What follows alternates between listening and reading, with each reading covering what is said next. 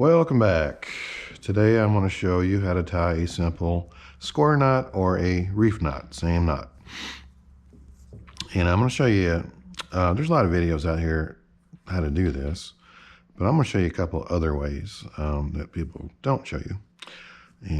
But we'll start out with the most basic way that everybody shows, and stick around, I'm going to show you a couple other ways. Okay, so I got two different colored ropes for a reason, so you can visualize this. You know, the old saying is right over left, left over right. Okay, this is my right hand, right over left. See, it's on top, and you're going to tie just like you're going to tie your shoes. Okay? Okay, right over left, we've already accomplished that. Left over right. Left over right, just like we're tying our shoes. Okay? And this is our square knot. And what's important to note here is that both of our tails are on the same side, okay? If this were on opposite sides, it's a weaker knot, and it would be called a thief knot at that point, but this is a square knot. Okay, now before I show you the second method, I want to caution you that this is a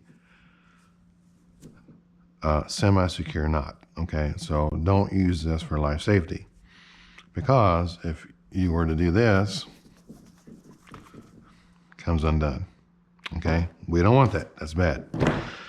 Now, to prevent, I'm going to show you how to prevent that here in a second, but when I show you the second method, but do not use this for life safety. Don't be hanging off this up in the air. Okay.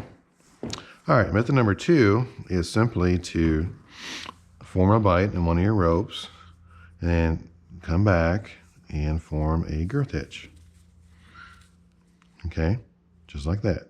So if I were to put this around my wrist, that's a girth hitch. Okay. Now, note where the tail is.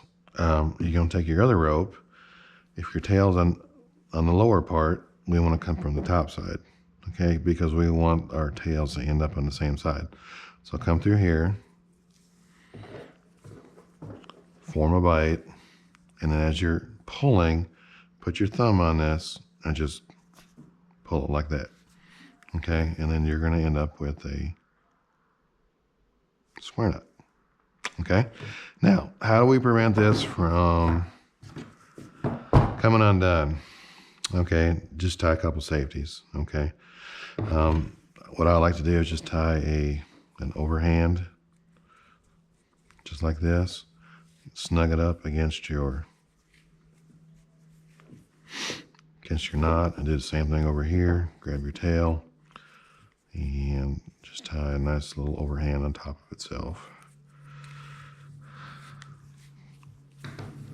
Okay, so there you go, and that's secured. So if we vibrate this like we did before, it's going to stay tied. Okay, but again, this is not a life safety. Just remember that. Okay, even with the safeties, there's better knots out there. Okay, real quickly, I'm going to show you a third way, which is going to lead to another knot. And so basically what we're going to do is we're going to make a loop, or a bight, I'm sorry. We're going to pay attention to where our tail is, and we're going to feed it just like we would,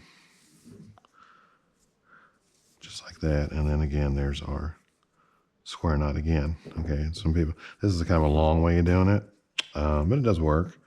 Now, the reason I wanted to show this method, even though it's slower, is we can make a totally different knot out of this, which is a sheet bend, and we can lift this up right here. Instead of going down back through again, we can just lift this up right here and form this, and just pull that, and that is your sheet bend. Okay? All right, so there's 3 different ways with a bonus knot, and handy little knot. Just don't use it for life safety. Thanks for watching.